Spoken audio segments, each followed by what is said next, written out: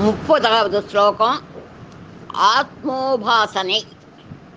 ஸ்வதேஹ ஸ்வதேஹோத்பூதாபி கிருணிபி அணிமாத்யாபி அபிதஹ நிவேஷ்யே நித்யே த்வாமஹமிதி சதா பாவயதி யஹ கிமாச்சர்யம் தஸ்ய त्रिनयन संभृतिं त्रिनयतो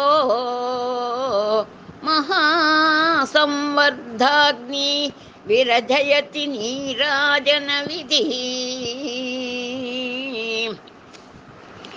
அழிவற்ற பரம்பொருளாக அம்பிகையின் பூஜையாகிய ஸ்ரீவித்யாவில் 6 வகை ஐக்கியம் கூறப்பட்டுள்ளது. இவைகளுள் நாம் உபாசிக்கும் தேவியுடன் நம் ஆத்மாவும் கலந்து விடுவதால் என்கிற ஐக்கிய அனுபவம் முதன்மையாக கூறப்படுகிறது.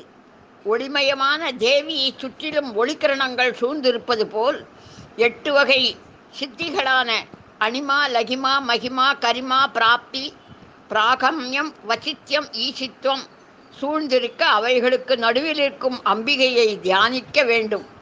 இவ்8 சித்திகளும் ஆவரண தேவதைகள் ஆவார்கள்.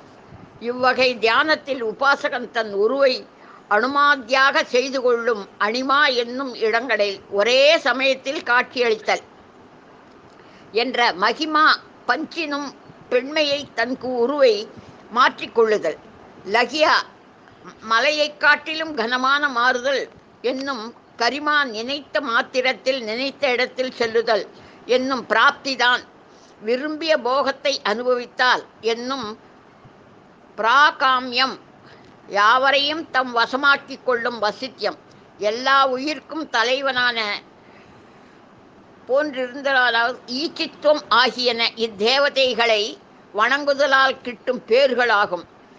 ஆவண தேவதைகளே இவைகளை அருள இயலும்போது மகாராஜ்ஞியாகிய அம்பிகை அருளக்கூடும் பேர்கள் நம்மால் எண்ணி பார்க்க இயலதாகும்.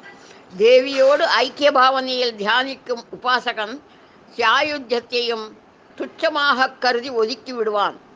அவனை ஊழிச்சியும் ஆரத்தி செய்து வணங்கி செல்லும் மற்றும் அழிவற்ற பரம சாயுத்தியத்தையும் அடைய வாழ்த்துவார்கள். தேவியை பூஜை செய்யும் பொழுது இத்தகையான நன்மைகள் நமக்கு கிட்டும்.